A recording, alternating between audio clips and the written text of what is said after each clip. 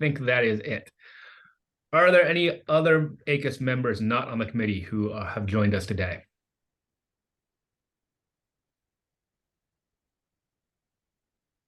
Great. Please reach out via the chat function or via email if you experience any technical difficulties during the meeting, and ACUS staff will be happy to assist you with troubleshooting or moving to alternative means of participating.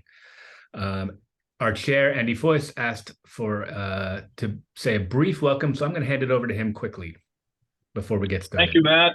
Hello, everybody, and thank you for being here. And I just want you to know that we have 7 people in the office today, but 3 dogs.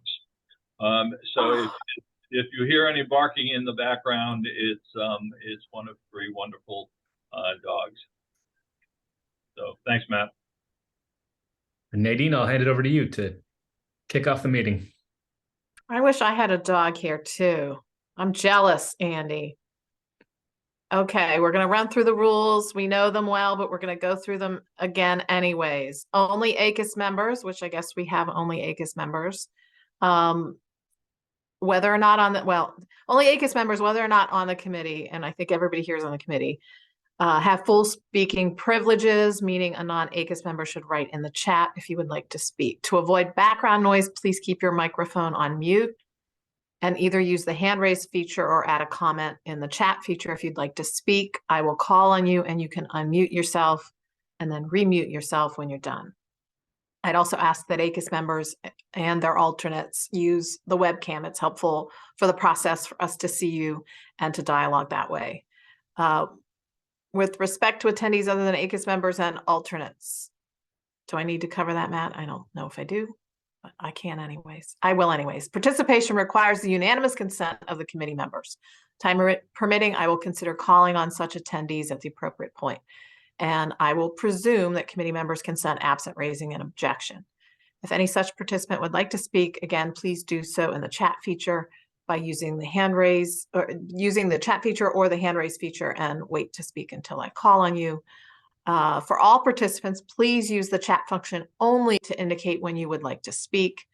Do not hold any sidebar discussions or put substantive comments in the chat feature. Thanks for that. And then we're going to get to a vote today. So only members of the adjudication committee have a vote. Please do not vote unless you're a member of the committee. And if you're not sure if you're a member, I think we cleared that up for a couple people already. We will let you know. So that's all I have on that front. I'm happy to see everybody. I'm confident we can get through this today. We have a preamble this time around, and we have some great feedback from Russell, Jack, and Matt Weiner, who have submitted comments ahead of time, and hopefully you've had a chance to look at those. I know Jack can't make it, and Russell, as Matt said, might be late. So, so I'm ready to dive right in. If you, Matt, you want to get the Before I bring it up, could I just ask who? Somebody just called in with a phone number. Can I ask who that is? Okay. 202-326.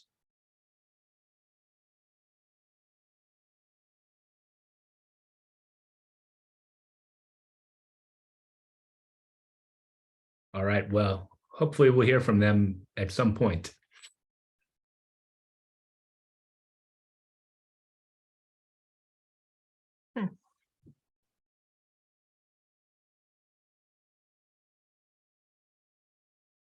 Can everyone see my screen? I'm not hearing anybody say otherwise, so I think we're good. I can see it. Right. Great. So let's start with the preamble. As I said, so Matt was able to include the comments that we received from Russell and Jack and Matt, correct? Matt Gluth? I should be clear which Matt I mean. Correct. Yeah, they should all be in there. That's great. So the first paragraph, let's just start with the first paragraph. Obviously we have the comments, but anyone else on the committee that has comments, please, we want to hear from you. So we could start with the comments that we have, and then if there are additional things, please raise your hand feature or let me know in the chat if you would like to speak. So there was a proposal to delete critical from line 2. I think that makes good sense. Anybody have an objection or a comment? Okay, so we'll move on. I'm trying to see if there's a way. I can't see the comments. I'm trying to. If I move my, there we go. That's better. Okay, so we're getting rid of critical. And then Russell would like to add can or often before expend.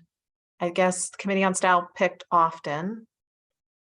Any thoughts or objections to that?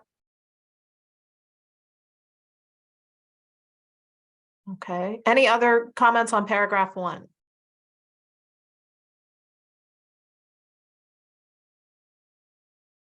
Okay, great. Paragraph 2. So let's see, we have, yeah, where's that? Okay, Russell's comment asking about other interested persons and whether they would have access to the items. Nadine, this is Ken. Yes, Kent. I'm not sure I see the necessity of putting as appropriate in, especially as it appears to come before other interested persons, because I can also imagine that even if we think it's generally been good that there is online access for filing, serving, things of that nature, we also mean as appropriate there too. If there are things that should be what we think of as under seal or confidential, we wouldn't want that to be done either. So I think as appropriate is just unnecessary here. Any other comments to that?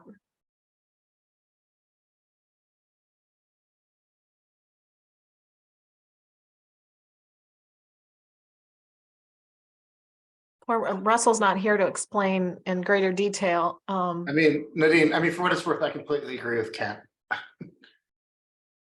That's helpful. Thank you. Then we will take it out. I'm not hearing any other advocates for leaving it in, so. And then Jack suggests adding documents to this list. Both here and then in the next line. Any thoughts on that?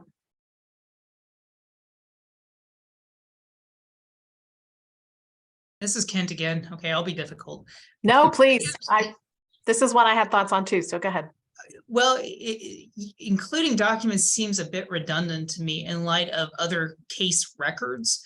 And generally, if you're thinking about, like, let's say the UCC or other items that are dealing with electronic information, we prefer to use record as opposed to document because it's more inclusive. I would just add on the second one, it actually is confusing the second time it's used. Because if it's a document, not a case record, I don't know. I'd say remove both of them. Roxanne? I would say for the first use of the term document, I would agree with adding it. And Kent, to your point, at least for my agency, we do have people e-file what I would call documents that don't necessarily become a part of the case record. Like it might be a letter about something related to the case, but it may or may not become a part of the case record. To me, it's good to just have it in there because it's a little more expansive that way. I'm not speaking to the second edition of the Word document, though. Roxanne, would the removing case, just saying other records? I don't know, just a thought. If there are things that are submitted that aren't necessarily put in the case. No, I see a frown.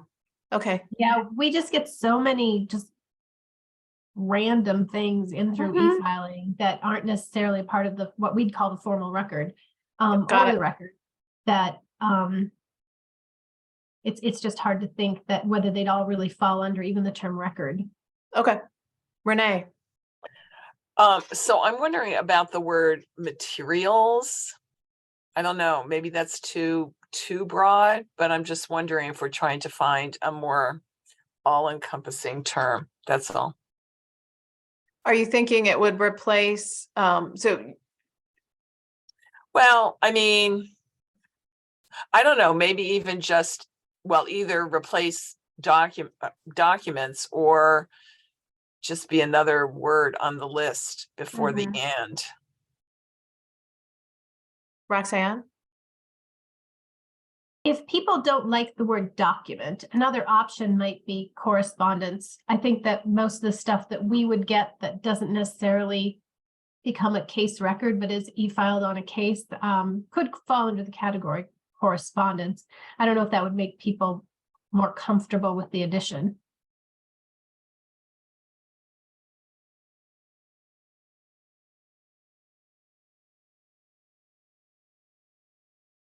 So instead of documents, would say correspondence?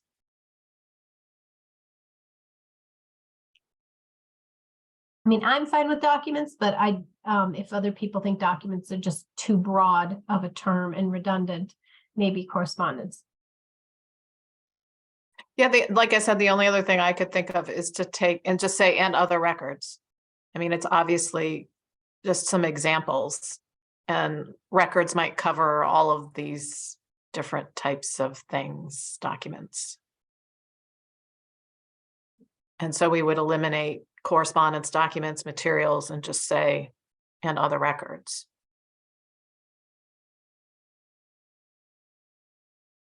Any thoughts on that?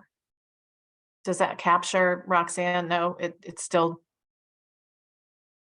I I kind of like the term case records because it implied that all of what we're talking about are related to some sort of matter before the agency, like a case. But Okay. I don't feel strongly one way or the other. If it would be helpful to take that out, that's fine. I was just trying to think of a broad way to capture some of these other docs that we're trying to label or consider. We could say other materials. We could use Renee's word there. But if you like case records, any other thoughts on this one? Then we can move to the next documents. Kent? Well, just combining those different ideas, if it said other case records and materials, and that way I think it addresses Roxanne's concern over the more formal record, but also maybe Jack's concern over things that are outside of the record as well, like the correspondence Roxanne mentioned. What do you think, Roxanne? Sure. Anybody else?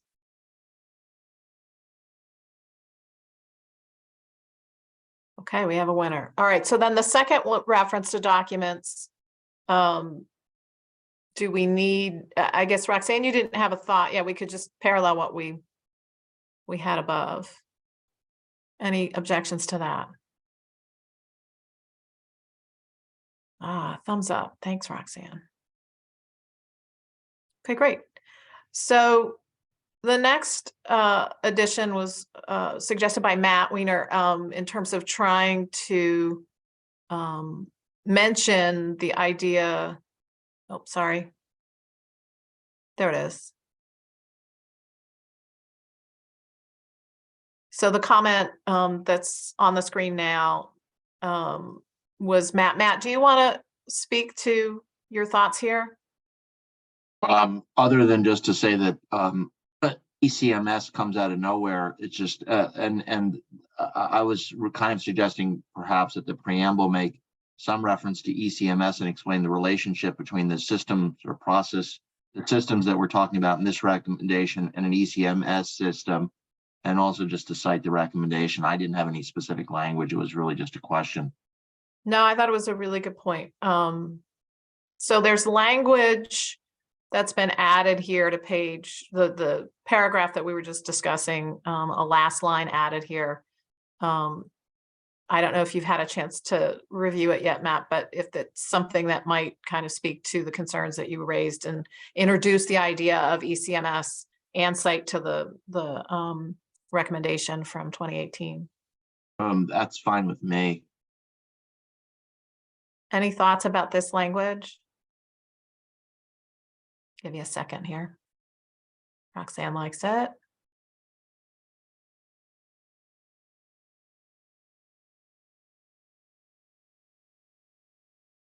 Okay, sold.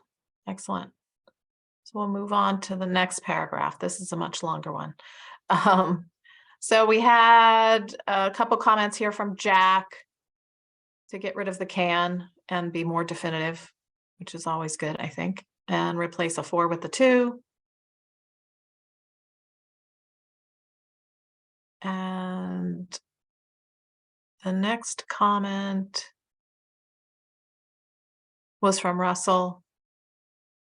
I think some of this is just really kind of streamlining what's said here, the idea that when there's processes that don't work well, here's what could happen when they don't work well. Any comments or thoughts on these edits here and these lines? I can't, sorry, I moved my, need to see the lines. 17 through 22, and then we'll move to the next comment. Okay, great. So then we had some comments, I think, from both Jack and Russell on this last part about considering exactly what agencies can do to make these systems and these processes understandable and usable and navigable. So the phrasing that we had there, I think Jack has come up with a great way, or no, it was Russell, sorry. Am I remembering that right, Matt? I think it was Russell. They both spoke to this language, and I think Russell ended up coming up with a good fix that Jack thought was good. Yeah, Jack proposed fix first, and then Russell rewrote it second, and then Jack read Russell's and endorsed Russell's over his own. So I included Russell's language in here, but we can also look at Jack's suggestion, which is in the comment bubble. And I should add that this was something that we discussed at the first meeting of trying to include in the preamble. Roxanne.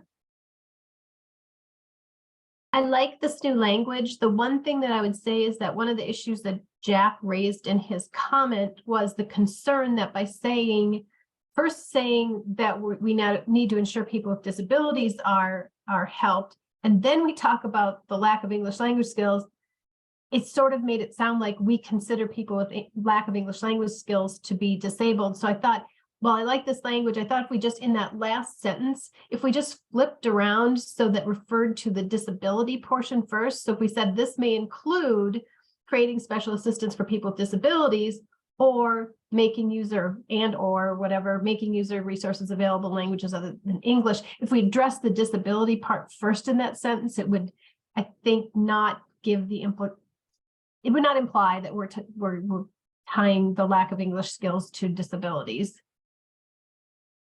And maybe we say or instead of and. I don't know. I'll leave that to other folks to decide if that's an and or an or. Where's Jack when we need him? I think he would have a viewpoint on that. Renee. After the this in that new sentence, could it be something like these accommodations or something like that? Just so that, that this isn't just sort of hanging there unattributed.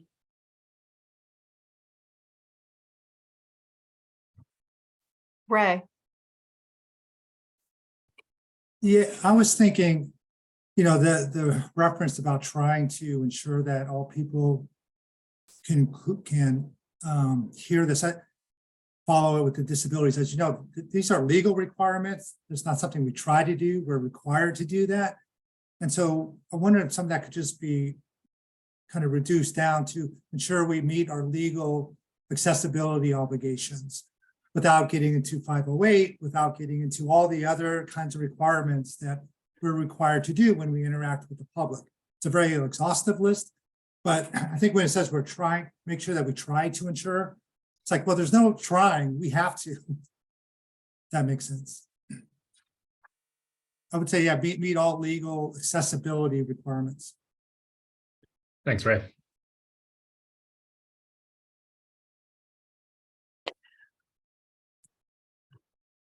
Renee? And when, depending where we end up, if we take out that sentence with the these, or not, depending on the last comment, maybe we want to, if we keep that sentence, we want to maybe take out the word special, just sort of following up on Ray's point that, you know, it's not special, it's just, we need to help people use the systems. Thank you, Roxanne. Yeah, in terms of changing it to meet all legal accessibility requirements, that's fine, but I think it needs to be broader than that. The extent that, correct me if I'm wrong, but I don't think there's a legal requirement for providing your resources in languages other than English. And so I think we're trying to encourage people to, while it may be required to make things accessible for people with disabilities, I don't think there's a requirement for the languages. And having looked at a lot of different agency websites to see what they do with languages, that's all over the board. Some agencies do a fantastic job and others not so much. Yeah, I think there is. Sorry, go ahead. No, I was just gonna say, I think, I was just trying to scroll to the footnote. In the footnote that was included here, there is reference to, I think it's an executive order, and I don't remember the number, about language access. And I don't remember exactly how it's worded, in terms of requiring versus encouraging. Yeah, and I was just trying to point out that if we shift solely to agencies need to comply with the legal requirements, just make sure that we're clear that we're trying to do more than that. Right.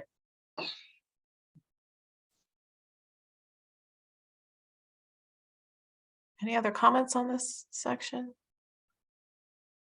We could go back up and see what we've got here.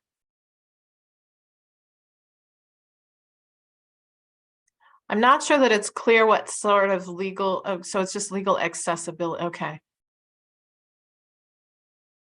Okay. I mean, the other option is to, again, pull apart, but I think we may run into the same issue of, if we pull apart the idea of legal accessibility requirements and tie it to the assistance for people with disabilities and make the language piece kind of a separate point. But I think that's how it was before, and there was some confusion about that. Roxanne. I agree with that suggestion that maybe pulling it apart would make sense, because, and then maybe we don't even need the first part of the sentence that says these accommodations may include. So we say that in designing and implementing these online processes, agencies should not only address these risks, but also ensure that they meet all legal accessibility requirements, period. Then get rid of these accommodations may include creating assistance for people with disabilities, because we're basically just saying that with legal accessibility requirements. And then we start a new sentence saying, in addition, agencies should make user resources available in languages other than English. That detaches the whole like second language thing or other language thing from the disability part, which would be good. Yep.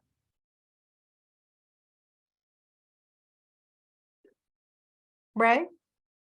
But then I think we have to think about where the placement of that footnote, because the Rehab Act certainly goes to that point about accessibility, but then the reference to other languages in the executive order, that may be more exclusively tied to language accessibility. So right. May just want to double check where we put that footnote, either before or keep it after, but just that may need to be separated now. We may need two footnotes. Yeah, because the Rehab Act certainly follows under the accessibility part. Yeah, we can leave that to committee on style. Yeah, we've already got a committee on style comment there. Perfect. Thank you for flagging that, though. Very helpful. All right. Any other thoughts on this language? I appreciate, Roxanne, your thoughtfulness here and everybody trying to find a way to make this sound, get what we want to say and say it in the right way. Okay, great. we can move to the next paragraph, lines 27 to 32 on the screen. There was some comments. Oh, Roxanne, go ahead. Oh, I'm sorry, if you want to go over the comments first. I was just going to say that in the first sentence, it says examples of online adjudication processes. I would add examples of agencies with, then just go from there. That's great. Thank you. Yeah, I guess the comment from Jack was that this first sentence was not necessary, that we should just dive right in and use the examples of to replace that first line.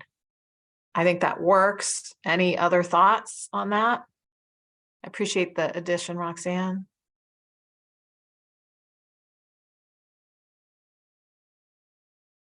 Okay. We had a comment from Russell.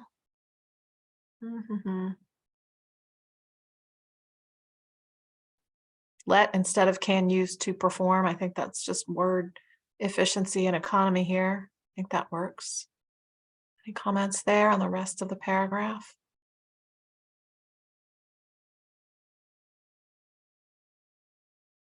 Okay, let's move to the next paragraph, 33 through 39. Comment from Jack. Created a new sentence here. Given that they're different thoughts, works for me. Anybody have a reaction to that? Roxanne, oh, good. Roxanne, thumbs up. Great. And then the last line. Jack suggest instead of provide here. And I think there was unanimous, maybe at least 2 of the 3 commenters said get rid of positive.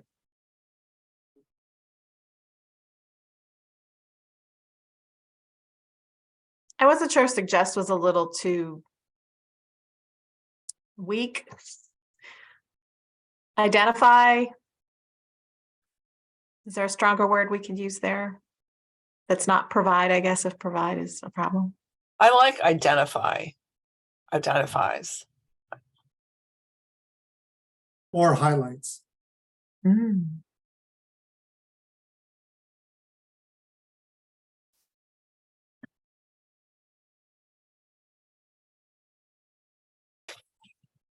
do we, I'm sorry, I'm speaking out of turn, No, but it's fine, Renee, please.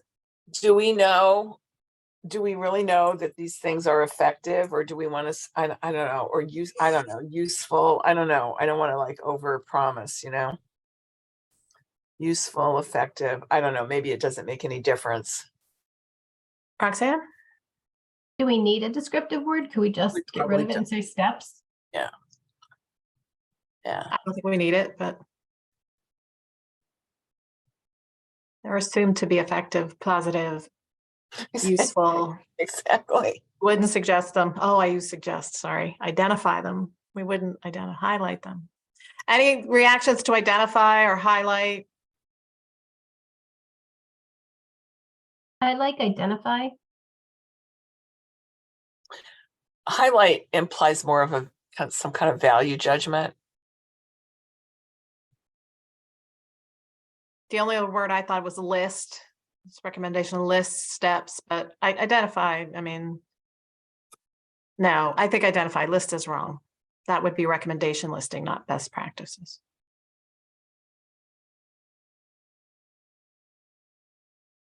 Any other thoughts here on this last line of the preamble? This is it, right, Matt? This is the end of the preamble, right? It's Yeah. all Okay. Oh, I love it. It's short, sweet, to the point, effective.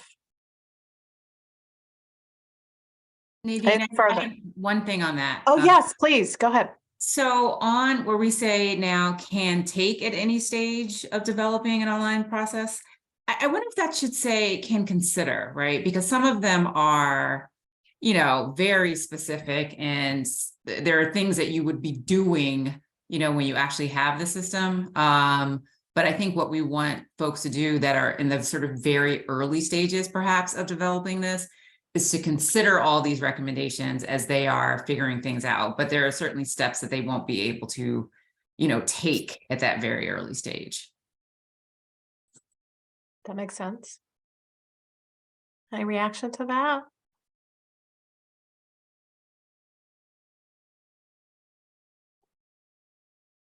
Okay. Sold.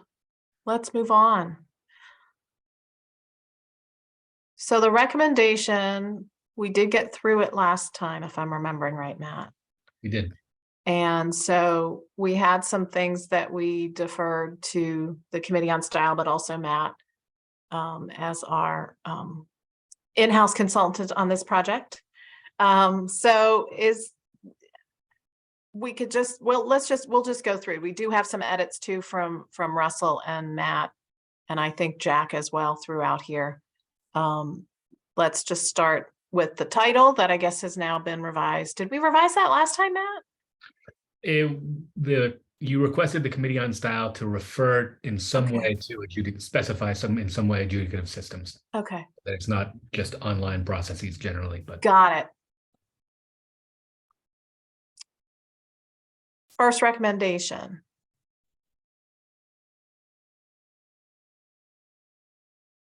Any thoughts?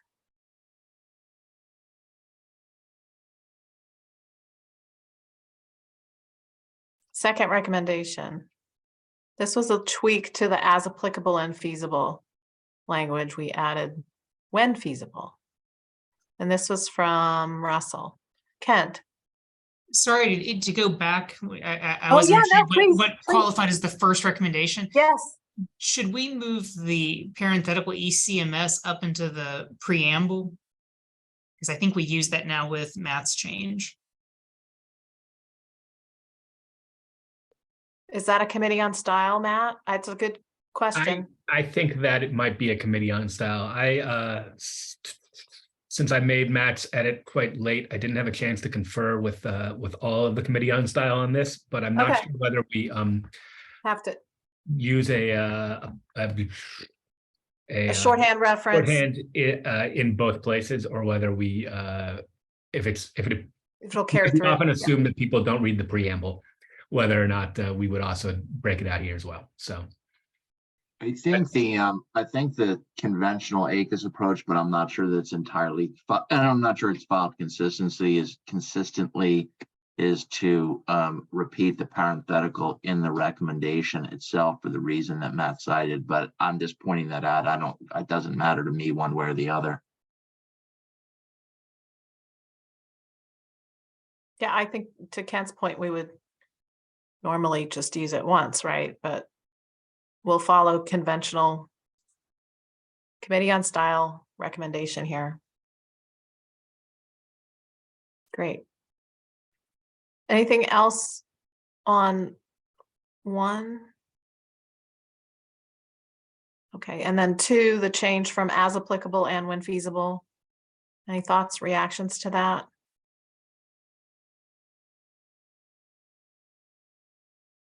Okay. We had a change on 2I, which I thought was a good change in tone. And that was Matt. Was that Matt? Yeah, Matt. I think that works very well. Any comments on the list at all?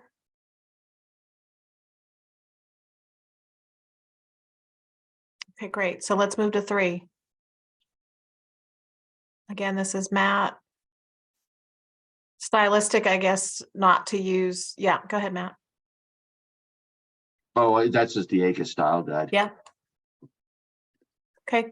I did check that one, and it is the ACUS style guide. Excellent. Anything on 3?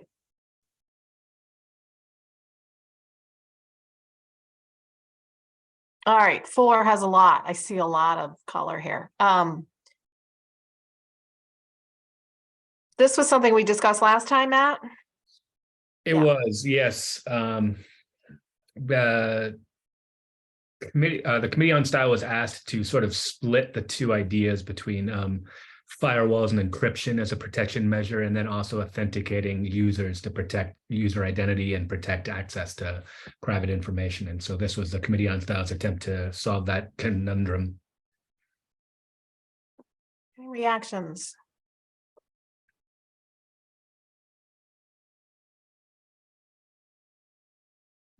I think it reads great. Thanks, Chris. Anybody else?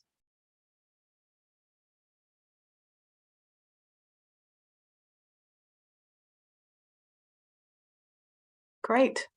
Mission accomplished. Thanks, Matt. All right, recommendation 5.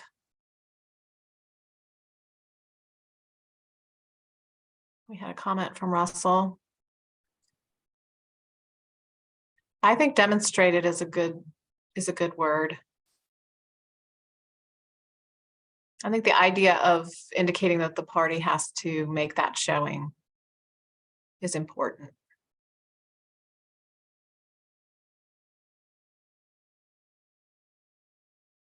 Anything else on 5?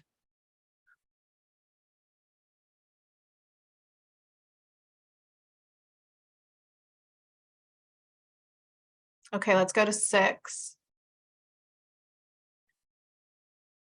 So now I'm wondering, does that, oh, Kent, please, go ahead. This is exceedingly minor, but just for parallelism, in one of the paragraphs before, we said it is applicable and when feasible. Good catch. We had a question from Matt on A.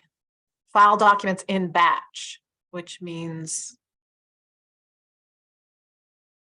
is that a commonly used phrase?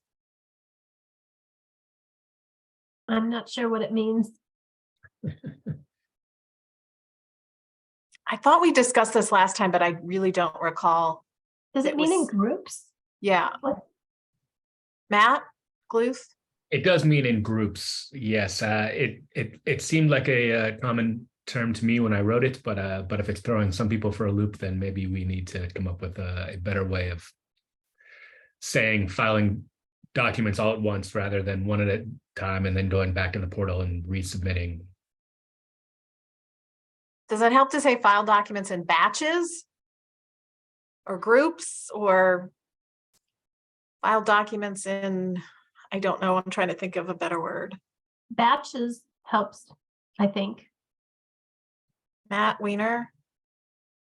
Any reaction? This was, I understood what it meant. I don't know, burned my ear a little bit. got it. I like that. I'm gonna use that. I've never burned my ear. I like that. I'll tell my staff that. That burns my ear. Okay, batches? Is that a better, does that? Okay. Anything else on this list?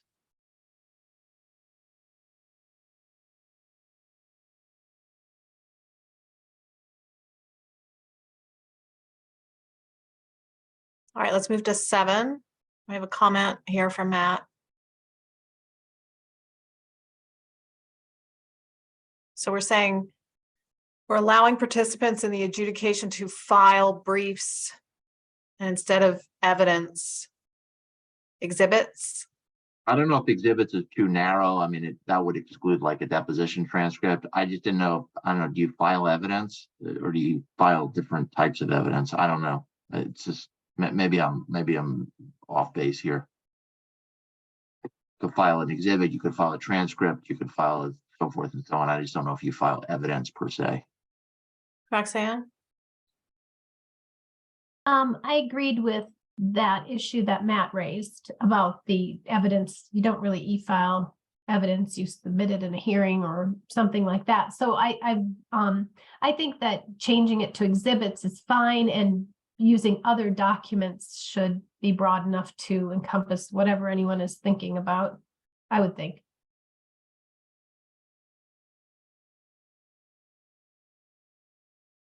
Any other thoughts, reactions to that?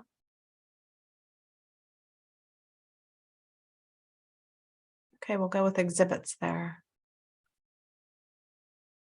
Anything else on 7?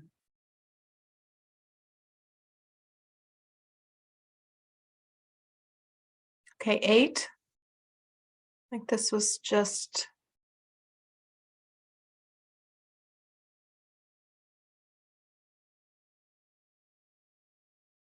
I don't remember. This was just committee on style perhaps or something. I don't remember, Matt. There's no comment, so I'm like, wait.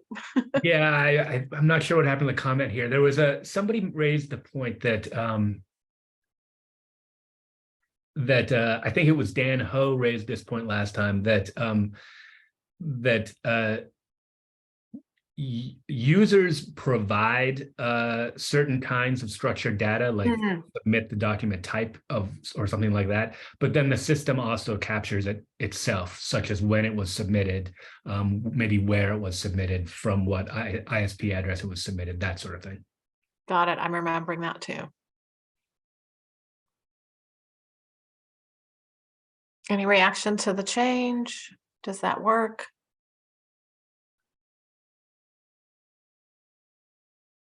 Okay. Oh, great. 9.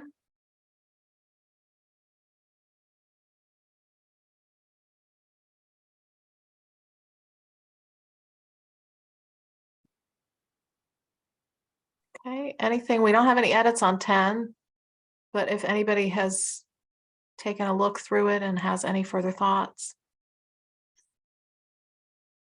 Same with 11.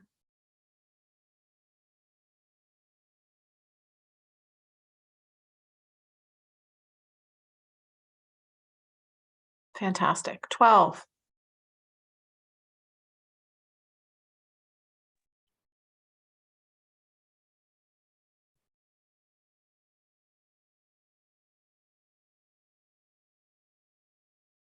Great. 13. A good edit here from Matt. Thank you.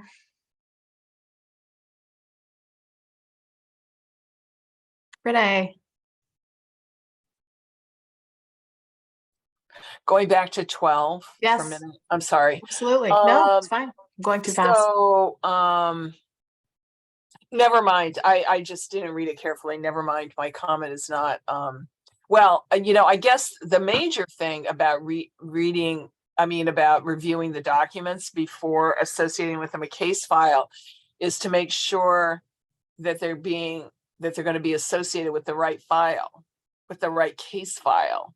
So we don't really say that. I mean, I guess one could infer that, but I don't have a language fix. I remember we discussed this point. Oh, I'm sorry.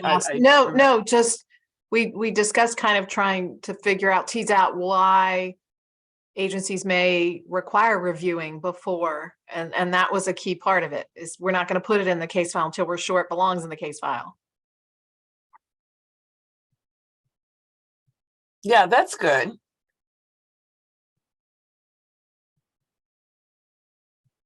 Yes. Kent. Okay, I think that may have helped. Let me see.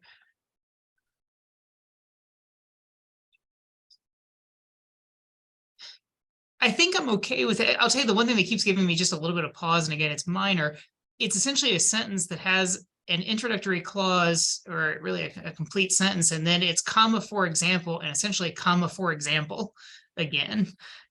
And I keep trying to think of a better way. I don't know if a parenthetical with that such as after they do, after other sensitive information would help that read a little bit better. It just seems a little odd to have 2 for example clauses in essence. We just need 2 sentences, and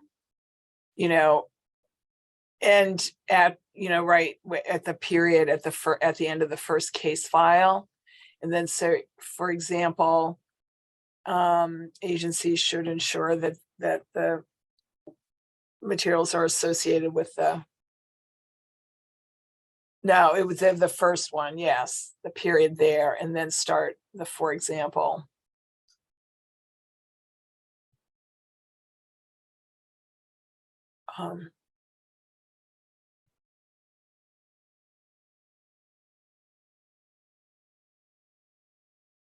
That, and then instead of the documents.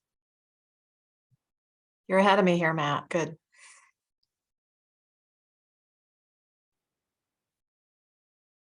That's good. Kent. Yeah.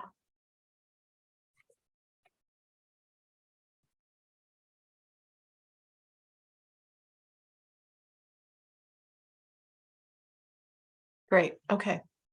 Thank you, Kent and Renee.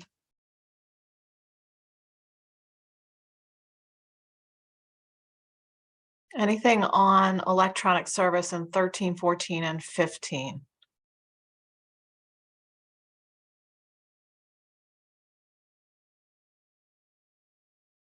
Wondering if for 13 on the good cause point, do we need to reconcile that language with the revision we made earlier?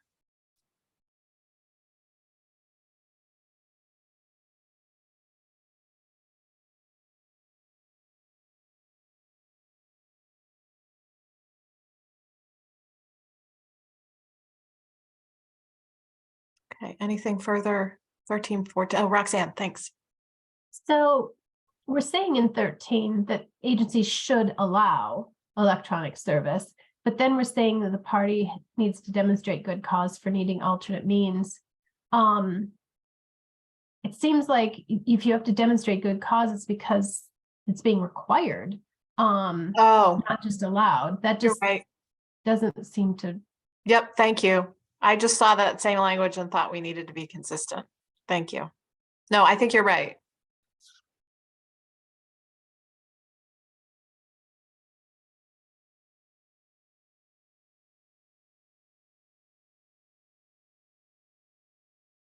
Anything further? Okay, we'll move to 16.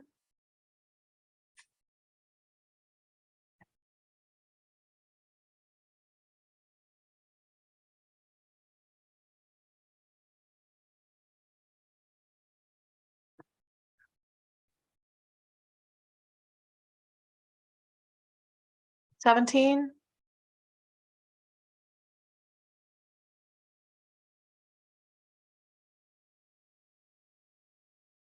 Okay, let's go to 18. So 18, the idea there, I guess, was to just say anyone participating and not distinguishing between agency and non-agency.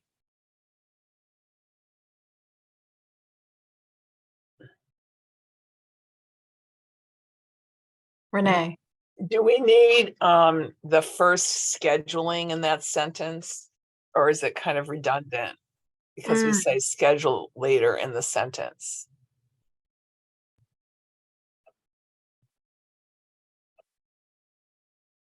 I like that.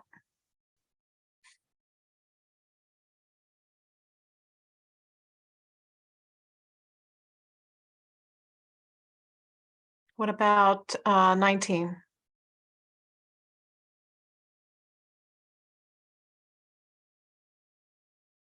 So this has been a little, I guess it's more focused on users, not just parties.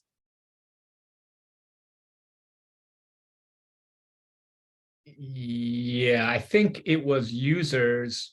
And then at the committee meeting, the first committee meeting, we switched it to parties. And then in discussion, the committee on style, and I think it was you and me, Nadine, thought that users was more appropriate because, Of the way the list was written. right, there could be other people besides parties, representatives, special or expert witnesses, that sort of thing.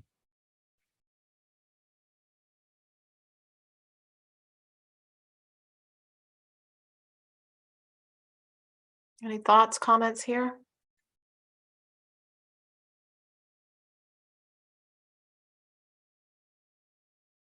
Annika. Not about that in particular. I do wonder whether the order of the list in 19 should be changed, because like it's certainly, I think most ECMS systems are going to do D and E, you know, kind of clearly those are like official things that are happening. I think A actually is going to be, I'd say C, D, and E are like official things being filed, changes happening. I think A and B are, look, our case management system certainly doesn't remind people of filing deadlines. I'm Ours not doesn't saying it's a either. bad thing, but it's not I think that's far less common. And so maybe if we restructure the list, it will, focus on things we absolutely want agencies to do in the first part of the list, and then the others are more of a, seem more optional at the end. I think that's a Thank- good point. It's a very good point. Yeah. Thank you. I think we have an and before C that we can get rid of now. Yeah.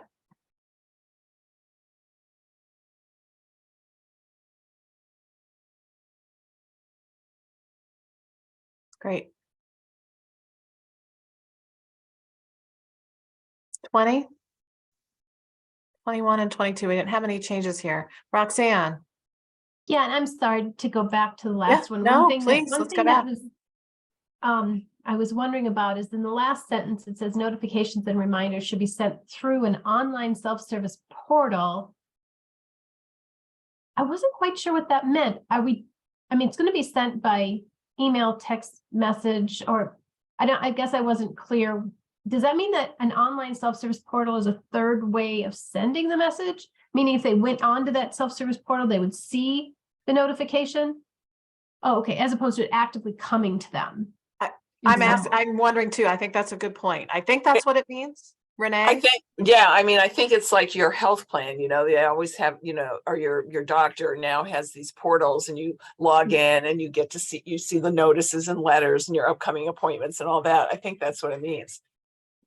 So it's more like it's available. If they actually log in, they would see it. It's not like it's really sent to them. It's not supposed to go sent to in there, it them. says notification. Right. Okay.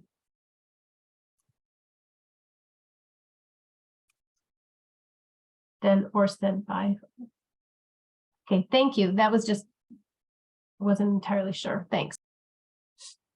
Should it be and or there, Matt? No. Maybe not.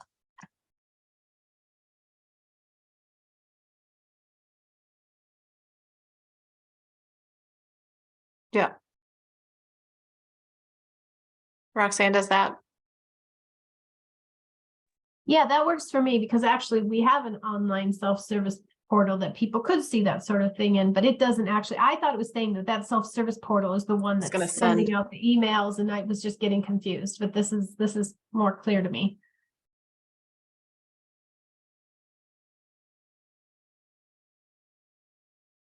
Does the notifications and reminders still fit that then?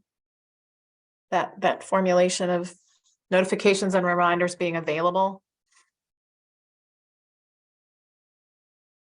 Okay.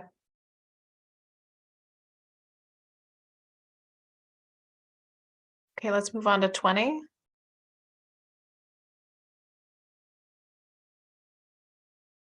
20, 21, and 22, we didn't have any other changes, but anything further on these?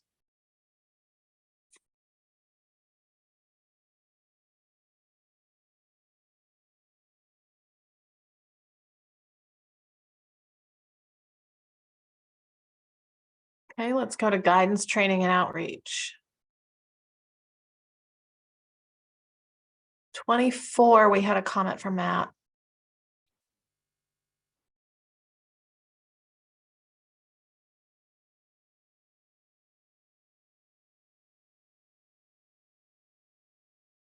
I just didn't, maybe this is a question for Jeremy. Do we customarily, when we're sort of dealing with material that should be, or notices to the public that should in fact, where it's important to use sort of plain language, so to speak, do we normally cite the prior or refer agencies to the ACUS recommendation on that subject? I don't feel strongly about it. I was just sort of trying to get a sense as to what our customary practice here is when we are advising agencies to do something where it's important for the public to understand the communication.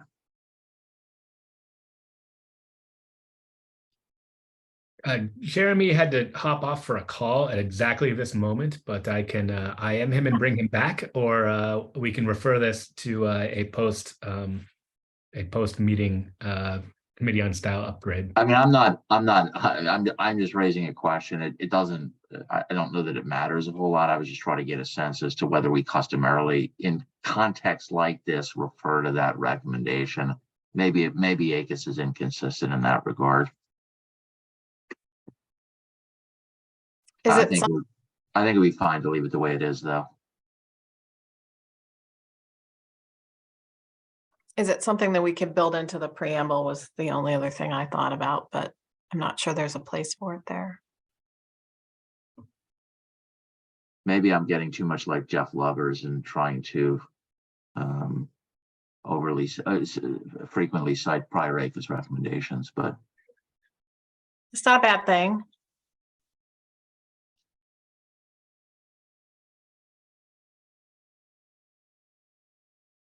Any other comments on this?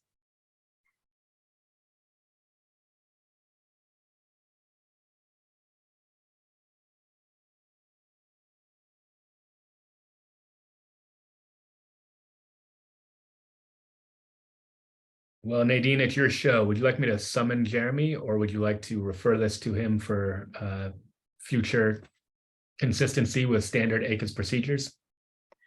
I think we don't need to summon him. And we can resolve this committee on style. Great. if it's at all helpful, I'll just withdraw the comment.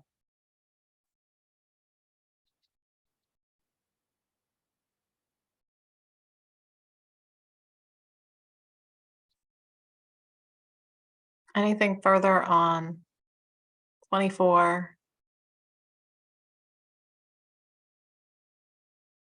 25, 26.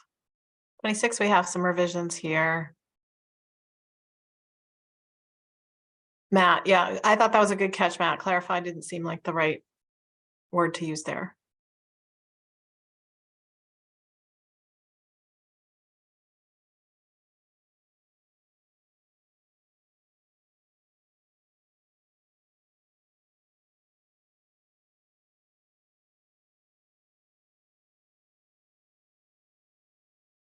Renee? Note, I think is better than clarify, but is inform, is that really what we mean? I don't know. I don't feel really strongly about that one. I like that.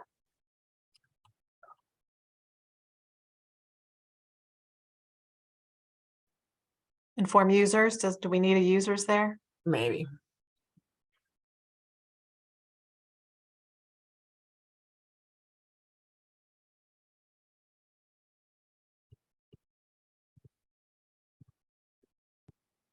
Okay.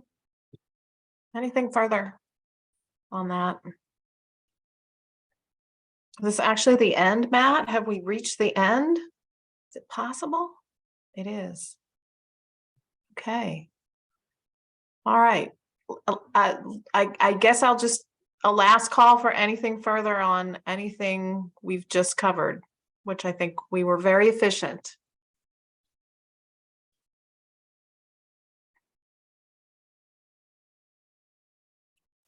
Okay. So we can vote. Can we vote, Matt, or do we need to hold off? I believe we can vote. I think we can vote too. That's what I was thinking. Let me find my. All right, so to vote, we can do show of hands in the feature, the hand feature, or you can indicate a comment in the chat, but I think hand feature is probably best.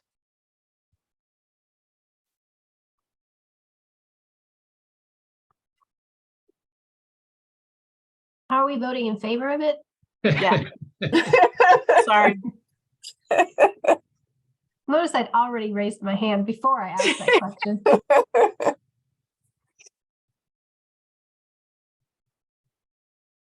That is a majority. Excellent. Fantastic. Thank you very much. That's great.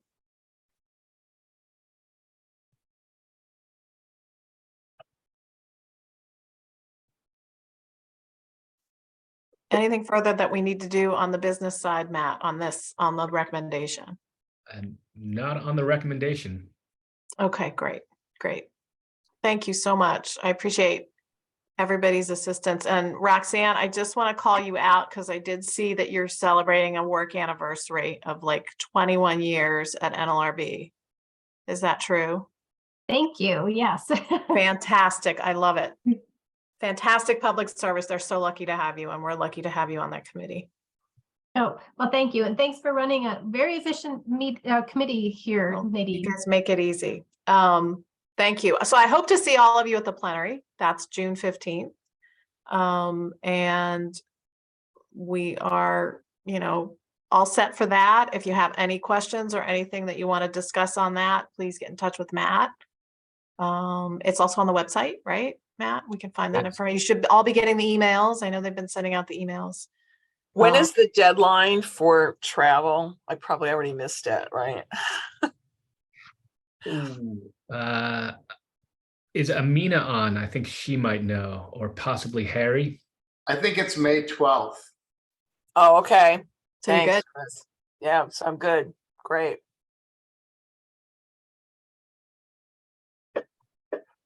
No, that's great. So we look forward to seeing you there.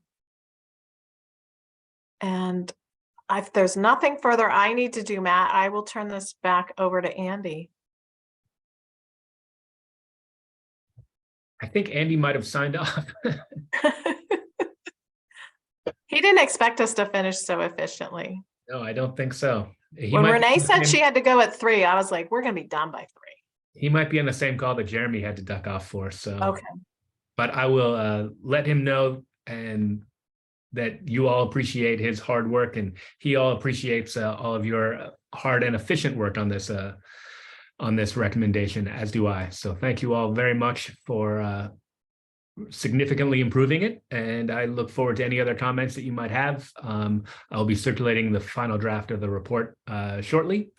So if anybody has any feedback on that, please send it my way, and we'll look forward to seeing you at the plenary. Any questions, comments, anything else, please get in touch with me. It's been a pleasure. Thank you, Matt. Your work on this really speaks for itself. We got through this quickly thanks to your hard work and effort, and it's much appreciated. And thanks to everybody for joining us and taking part, and always teaching me something new about writing and language. And I just always am amazed at how we're able to just improve these documents. Just a great process. So thank you so much.